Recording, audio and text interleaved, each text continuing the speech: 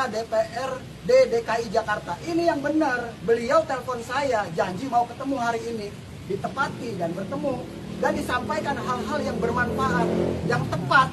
Kalau kemarin Pak Gani Suwondo datang ke sana, nggak jelas itu apa tujuannya, apa yang disampaikan. Setelah beliau datang ke situ, tetap terjadi demo. Setelah beliau pergi, demo lagi yang terjadi. Berarti kan tidak ada statement yang menyadarkan warga di situ taat hukum, patuh hukum. Maka saya perintahkan ya, saya minta juga kepada Pak Gani. Sekali lagi Pak Gani ya, mohon maaf nih ya dengan segala hormat. Bapak jangan bermain politik di lingkungan saya atas kejadian yang ada di sini. Yang Bapak sampaikan untuk UMKM, di sini tidak ada UMKM, Bapak. Saya bicaranya soal saluran air, bahu jalan, kan gitu. Jadi itu soal pelanggaran. Jadi Bapak jangan pleset-plesetin soal UMKM. UMKM itu tanya di kecamatan, apakah mereka kemarin yang demo dan mengatasnamakan UMKM terdaftar di Kecamatan Penjaringan? Apakah mungkin UMKM itu berdiri di atas saluran air, memakan bahu jalan? Yang ditertibkan itu adalah saluran air dan bahu jalan. Jangan diserempet-serempetin dengan UMKM. Jadi mohon ya Pak Gani Suwondo ya, jangan Anda pleset-plesetin. Setelah Anda kemarin datang, ternyata berlanjut demonya. Kan gitu. Harusnya Anda sebagai anggota dewan, seperti tadi yang datang itu loh, memberikan edukasi bahwa ini adalah aturan. Salah. Kamu harus turut sama perintah pemerintah seperti apa. Kan rekomtek udah keluar, dasar hukum sudah ada, penertiban sudah berlangsung. Itu udah ranahnya pemerintah, Pak Gani. Jangan dicampur aduk dengan Anda. Seperti misalnya, Anda ikut-ikut di apartemen Mitra Bahari, Anda ikut-ikut di RW 15. Hati-hati, jangan ya.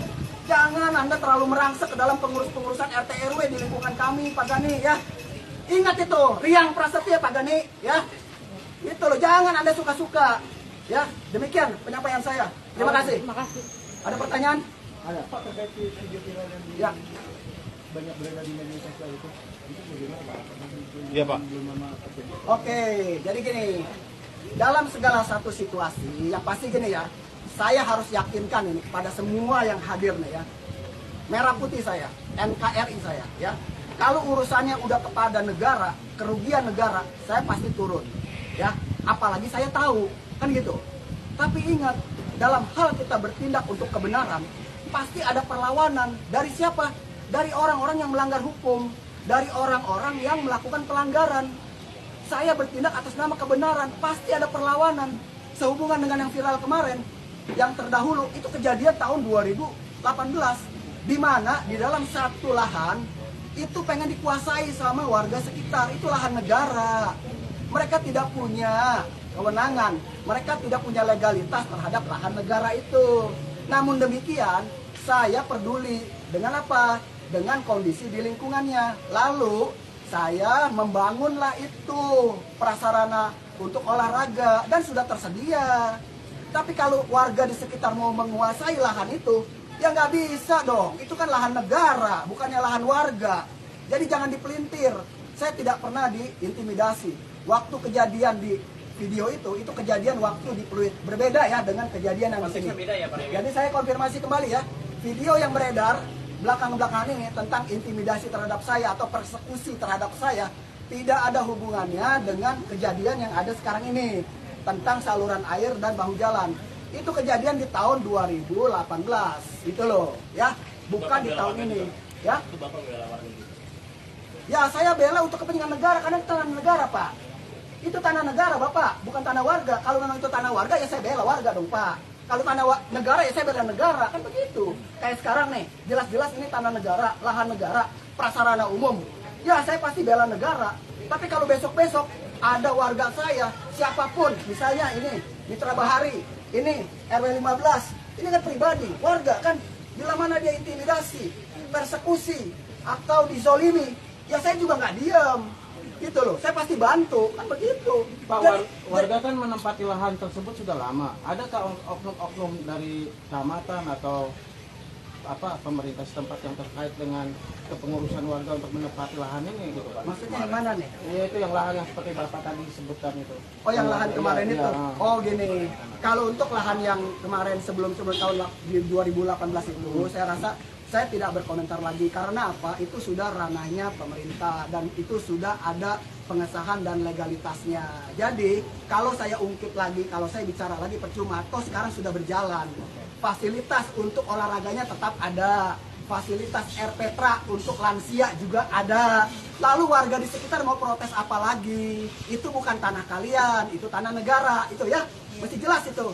Kalau urusan kerugian negara, saya pasti hadir dan saya pasti lawan. Itu aja. Ya. Ada lagi?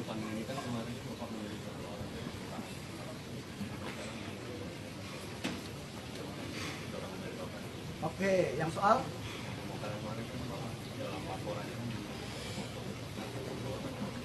Jadi gini, kemarin itu kan ada yang demo, ya, di kantor saya, di sinilah. Kebetulan saya lagi nggak ada waktu itu ya, saya lagi sedang melakukan pekerjaan yang memang pekerjaan saya. Jadi ada salah satu provokator. Nah, saya perlu perjelas nih, siapa provokatornya. Provokator itu bukan pemilik ruko, bukan penyewa ruko, tapi dia cuma sewa etalase gitu loh. Etalase yang numpang di ruko itu. Dan etalase itu berdiri di bahu jalan, silakan cek.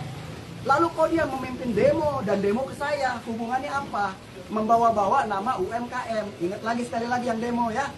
UMKM itu ada bidangnya, ada lembaganya.